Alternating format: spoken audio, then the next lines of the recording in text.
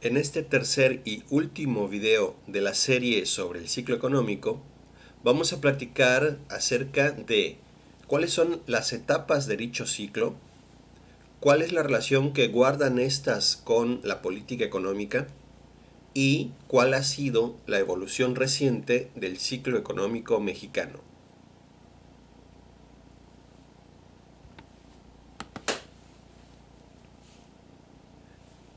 Ciclo económico puede definirse como las oscilaciones que tiene el Producto Interno Bruto real alrededor del Producto Interno Bruto tendencial a lo largo del tiempo. Es decir, que a medida que avanzan los trimestres, el PIB real a veces sube, pero en otras ocasiones baja, y luego vuelve a subir y luego vuelve a bajar, teniendo como referencia el PIB tendencial. El ciclo económico tiene varias fases, pero dos son las principales, las que más nos interesa conocer.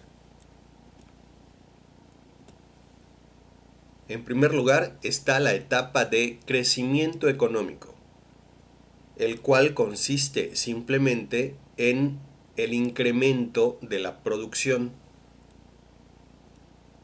En contraste está la etapa de recesión económica, que es precisamente lo opuesto al crecimiento.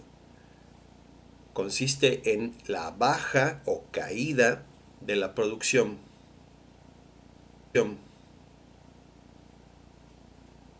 Para que exista una recesión, técnicamente tiene que haber por lo menos 2 trimestres consecutivos de caída del PIB. Además del crecimiento y la recesión, existen varias otras etapas que integran al ciclo, como pueden ser el auge económico, la desaceleración, el estancamiento económico, la recuperación, la doble recesión, la depresión, la estanflación, entre otras.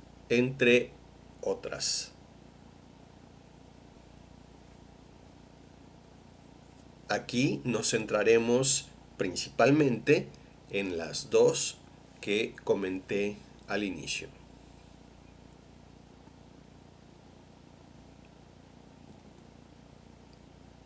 Para tener una idea más clara sobre cómo se estructura el ciclo económico, vamos a ver la siguiente gráfica. En el eje de las abscisas pondremos el tiempo, los trimestres. Y en el eje de las ordenadas pondremos el valor de la producción, medida en los precios del año base. O sea que son valores reales, a precios constantes. En esta gráfica, primero trazaremos una línea recta o relativamente constante que representa al Producto Interno Bruto tendencial o potencial. Este PIB, como ya dijimos, se trata solo de un valor de referencia.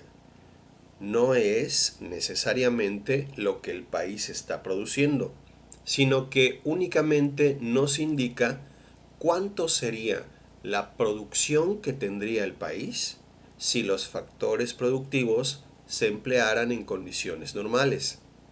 Se espera que conforme avance el tiempo, este PIB tendencial vaya aumentando poco a poco, porque los factores productivos aumentan y esto provoca que la producción potencial también crezca.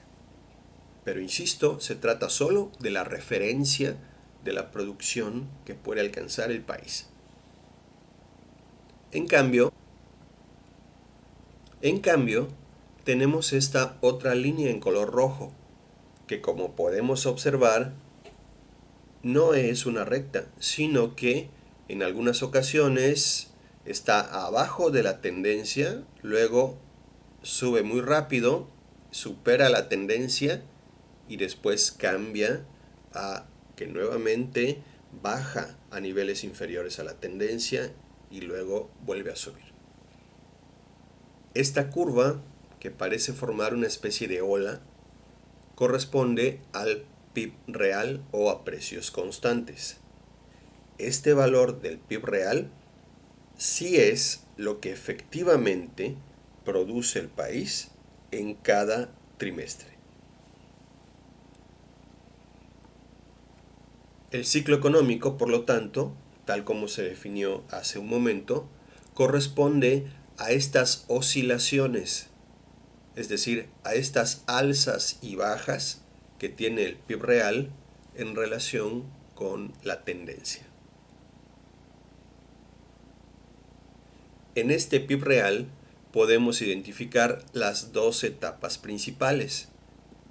La primera es el crecimiento, que está representado con esta flecha con pendiente positiva,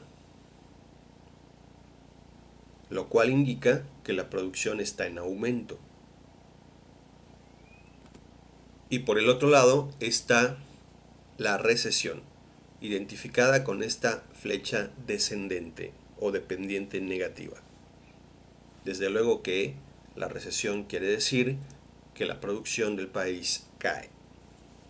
Entonces, esta gráfica que proyectamos corresponde exactamente al ciclo económico.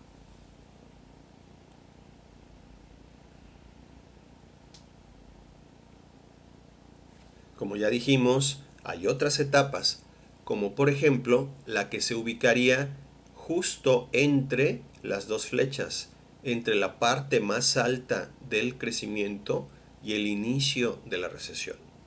Este arco de la curva del PIB real, que estaría arriba, en la cresta de la ola, sería el auge económico.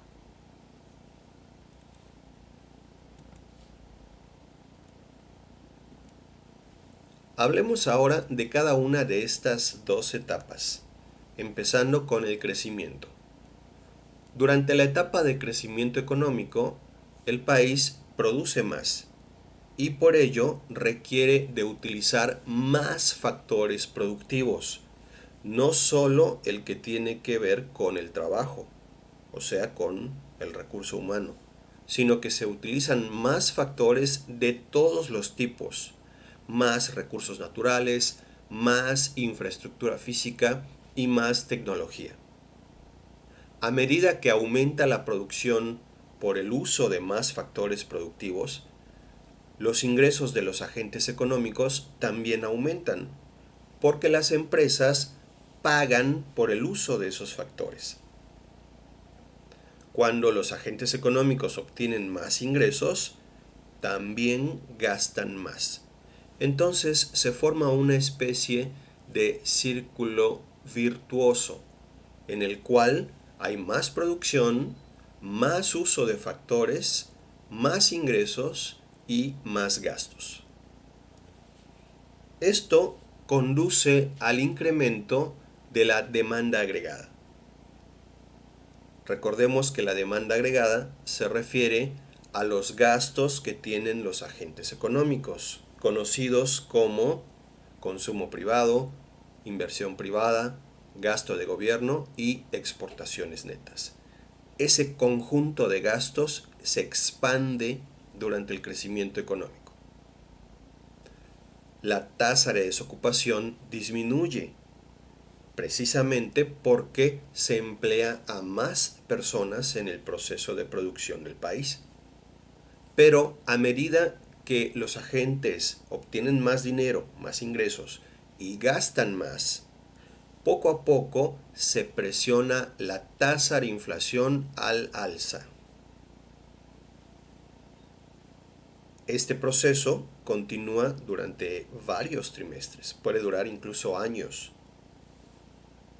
Por lo que el Producto Interno Bruto, si comienza desde una posición por abajo del PIB tendencial, a medida que este crecimiento se mantiene, entonces el PIB crece tanto que llega a superar al PIB tendencial.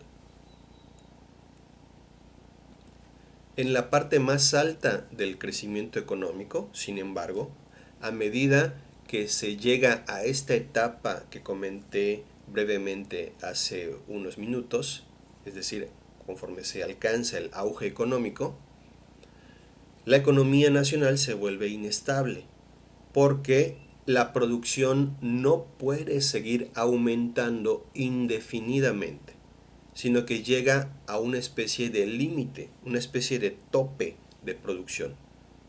Este límite de la producción es el que establecen los propios factores productivos. Como vimos desde el inicio del curso, los factores productivos son limitados y conforme se van integrando al proceso de producción, también se van agotando en cuanto a su disponibilidad y por lo tanto, llegando al punto en el que ya prácticamente no hay más factores productivos disponibles en el país, entonces la producción aumenta cada vez menos. Si bien cuando el PIB alcanza ese nivel más alto al que puede llegar, esto provoca que los factores productivos que son cada vez más escasos se encarezcan porque sus precios se disparan. Y esto provoca que las empresas ya no vean tan atractivo contratar más factores productivos. En resumen, en la parte más alta del crecimiento económico, la producción no crece, pero la inflación aumenta rápidamente. Esto genera inestabilidad en la economía nacional.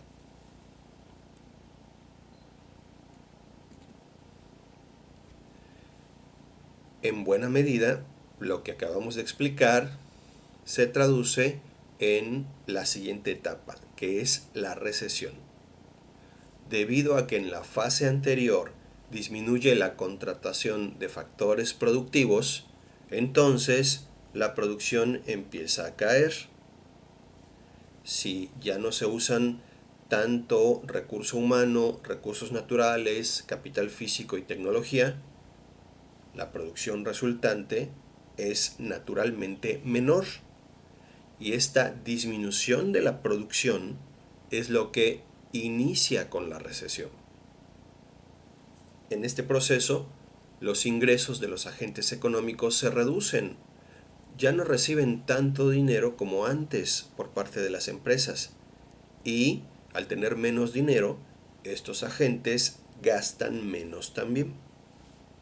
Por lo tanto, la demanda agregada de esos productos y servicios es menor, se contrae. Es justo lo opuesto de lo que vimos para el crecimiento. Aquí se forma un círculo vicioso de menos producción, menos uso de factores, menos ingresos y por lo tanto menos gastos. A medida que la recesión avanza durante algunos trimestres, debe ser por lo menos 2 trimestres de este proceso, como ya dijimos antes. En ese mismo sentido, la tasa de desocupación aumenta porque se contrata a menos personas y la inflación poco a poco debería empezar a disminuir. Esto siempre y cuando se trate de un proceso de recesión de demanda agregada. Dicho de otra manera, si la recesión es por menos gastos de los agentes económicos, entonces la inflación irá disminuyendo paulatinamente. Pero si fuese una recesión de oferta agregada, entonces la inflación no va a disminuir durante la recesión, sino que por el contrario puede incluso dispararse. En la parte más baja de la recesión, los factores productivos pueden convertirse en muy atractivos, o sea, muy baratos, porque no están siendo utilizados y abundan en términos de su disponibilidad. Por lo tanto, las empresas poco a poco empiezan a contratarlos de nuevo. Y cuando contratan más personas o utilizan más infraestructura, esto impulsa a la producción y se reinicia el ciclo económico. Como podemos ver, se trata entonces de una cadena de eventos económicos que funcionan con la lógica de los mercados.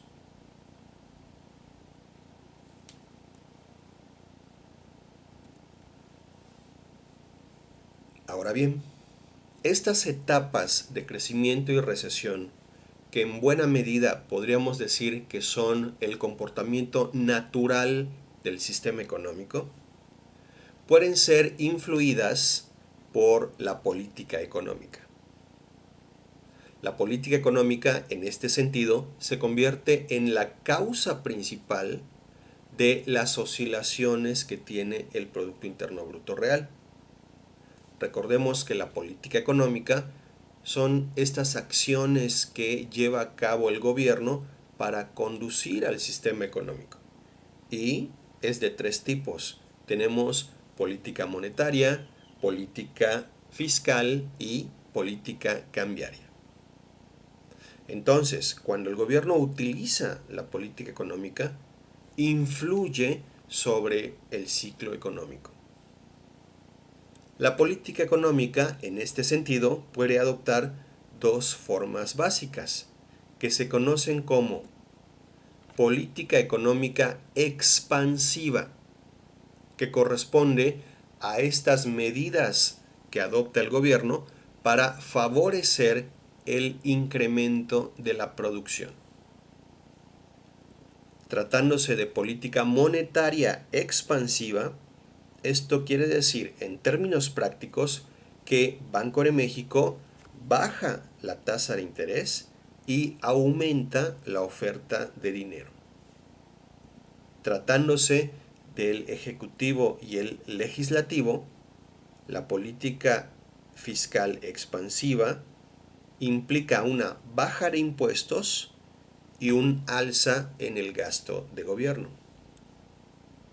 Y por último, en cuanto a la política cambiaria, es expansiva cuando el tipo de cambio aumenta.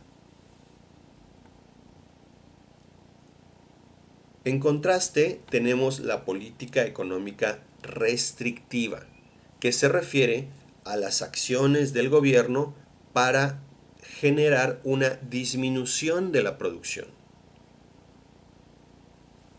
También se refiere a los tres tipos que ya platicamos.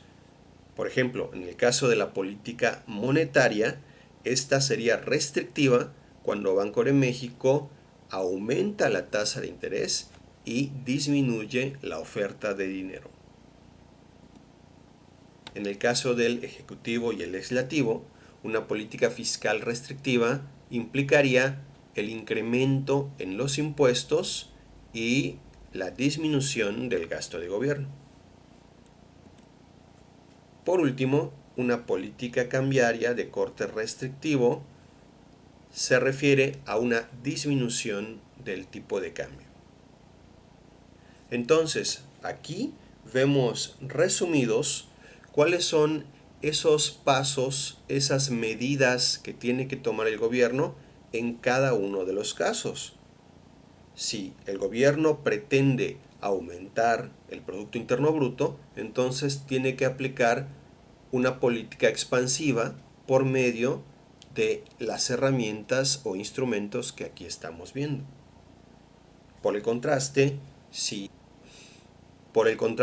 si se buscara disminuir el Producto Interno Bruto del país por alguna razón, entonces tendría que aplicarse la política restrictiva con las variaciones de los instrumentos que aquí se están señalando.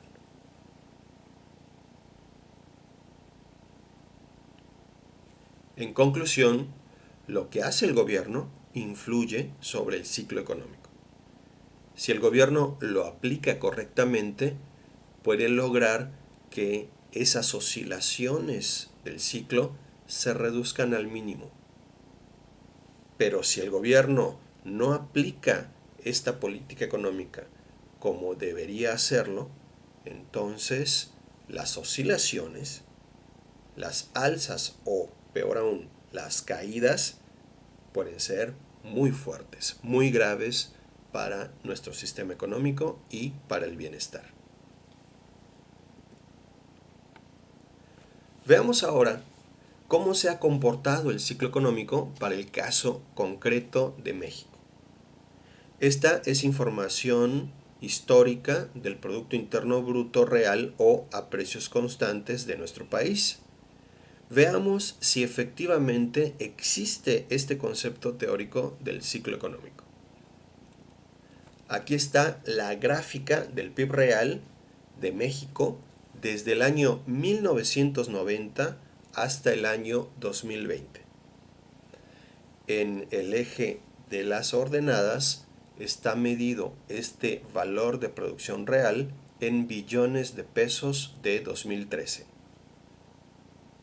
Como podemos observar, esta línea roja que representa el PIB real efectivamente tiene alzas y bajas.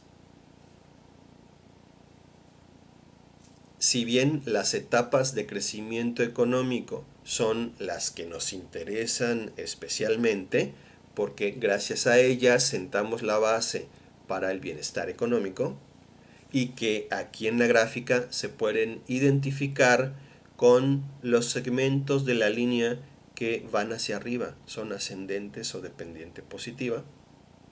Aún así, son sumamente importantes las etapas contrarias, las de recesión, porque ellas son como baches, son donde la producción se cae y por lo tanto implican retrasos en el crecimiento. Estas fases de recesión son claramente identificables en algunos casos porque se representan con segmentos de esta línea pero descendentes o de pendiente negativa. Para que sea más claro observar estas recesiones, las marcamos de esta manera en la gráfica. Podemos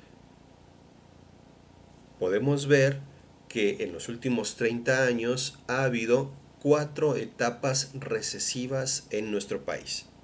Una ubicada a mediados de la década de los 90, otras 2 en la primera década de este siglo y la última a finales de la segunda década, que todavía padecemos al día de hoy.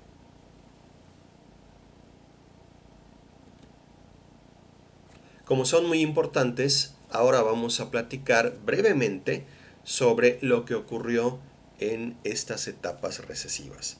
De manera más específica vamos a identificarlas con los siguientes años.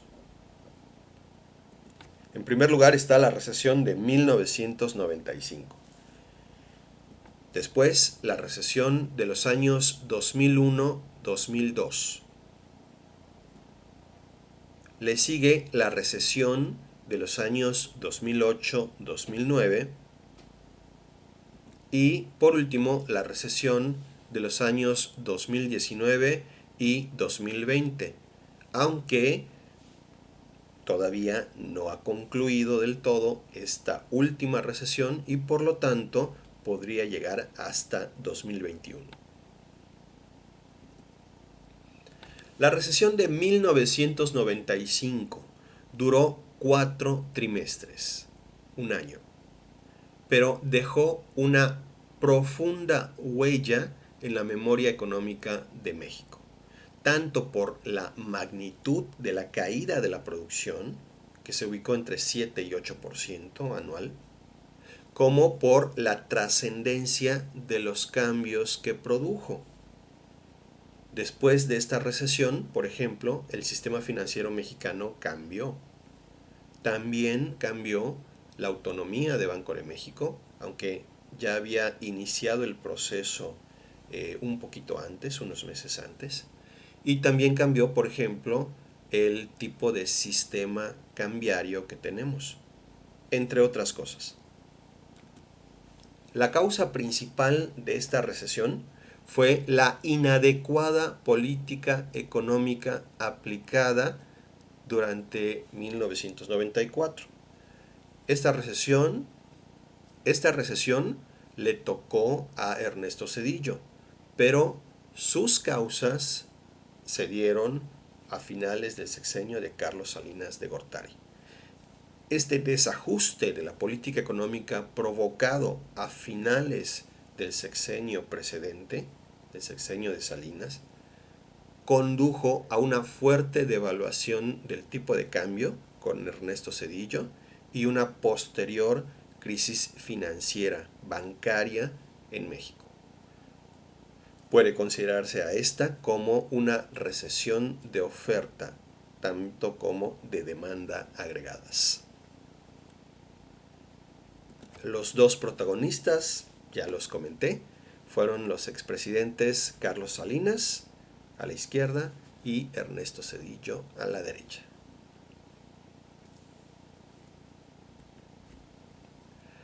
La recesión de 2001-2002 fue un caso totalmente distinto al anterior, porque la caída de la producción fue mucho menor que la que se observó antes y también porque se trató de una recesión de demanda agregada, no de oferta agregada.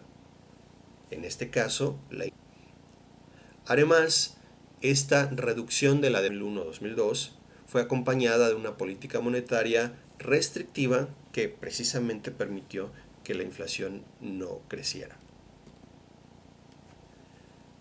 La disminución del PIB, por lo tanto, fue, como ya dijimos, menor. Tuvo además una duración de 4 trimestres, otra vez un año. Y quizás lo más grave de este proceso recesivo ocurrió después, porque vino de esta recesión de una fase de estancamiento económico de nuestro país, donde el Producto Interno Bruto apenas creció muy poquito. Fue como una prolongación del problema recesivo anterior. En este caso, los protagonistas fueron el ex gobernador de Banco de México, Guillermo Ortiz, y el ex presidente Vicente Fox.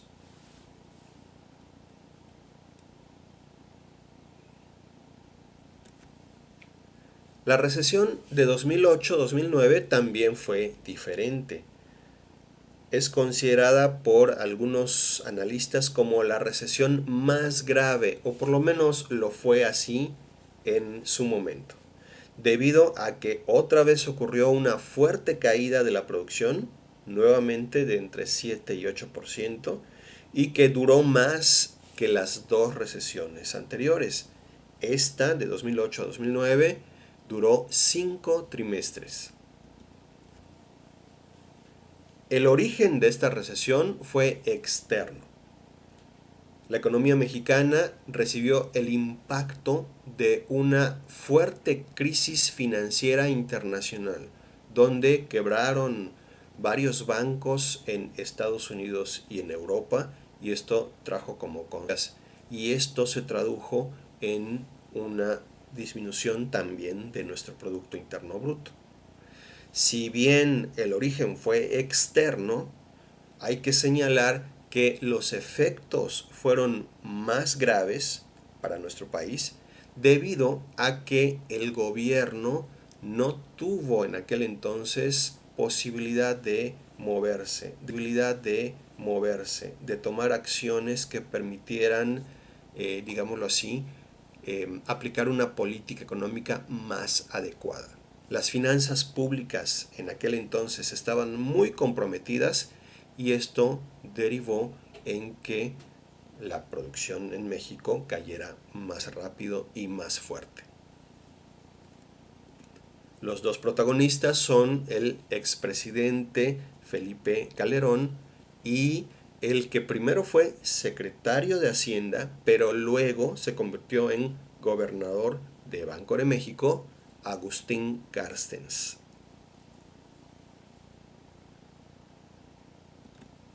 Y la última recesión, la que está aún vigente en el momento en el que se está grabando este video, la de 2019 y 2020.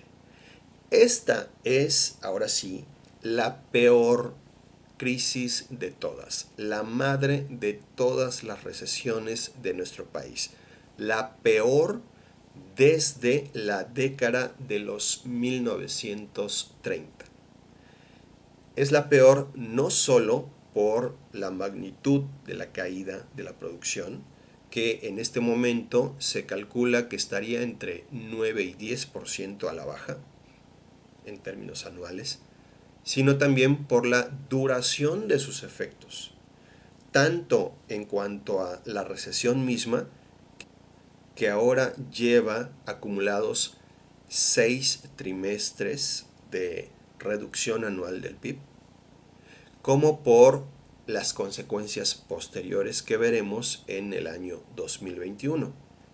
Como ya dije, es probable que dure todavía más esta recesión. Y es cierto, hay que reconocer que el derrumbe de la producción de nuestro país ocurrió como consecuencia del confinamiento motivado por la pandemia de COVID-19. Esta situación extrema de emergencia sanitaria que estamos viviendo es lo que acentuó, llevó hasta el fondo la caída del Producto Interno Bruto. Sí, eso es cierto. Pero también hay que reconocer que antes de que se cerrara la economía en 2020, México ya venía con un proceso de recesión en 2019. Y este proceso recesivo de 2019, que fue agravado en 2020 por la pandemia, se debió a la pésima política económica aplicada por el gobierno en turno. Medidas que significaron, por ejemplo, la caída de la inversión privada, el estancamiento de la inversión extranjera, la reducción del gasto en múltiples actividades que el gobierno venía desarrollando con anterioridad de manera normal, entre muchos otros elementos, incluyendo la falta de apoyos a las empresas privadas ante esta situación, etcétera. Para no extenderme demasiado, lo dejo allí, pero son muchas otras las causas de política económica, de pésimo manejo de política económica, que condujeron a el inicio de la recesión en 2019. En este caso, hay un solo gran protagonista, el presidente Andrés López.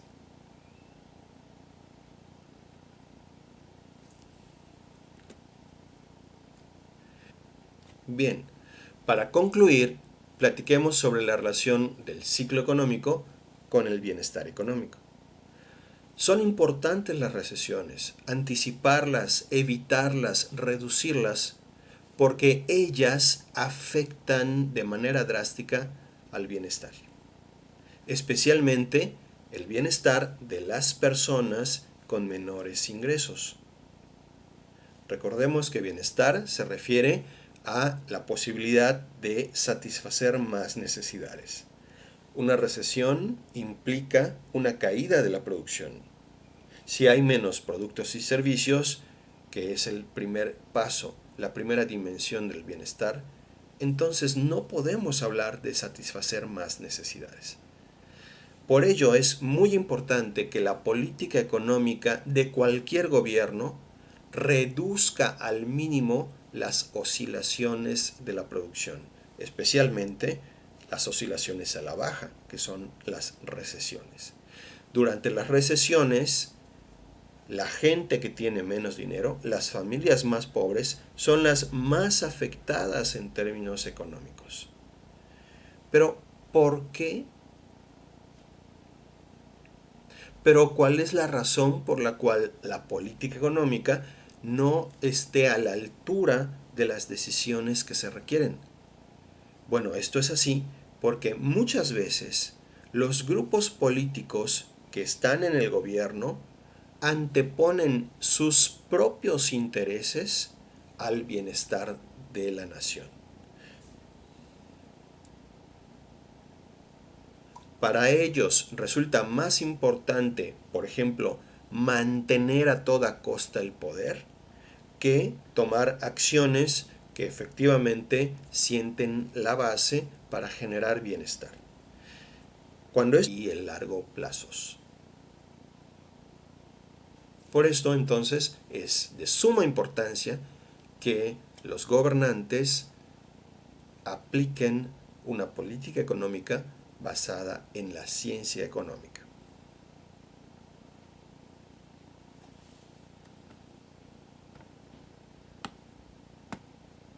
Y con esto concluimos con esta serie sobre el ciclo económico.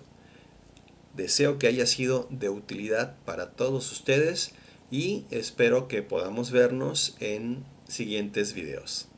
Gracias.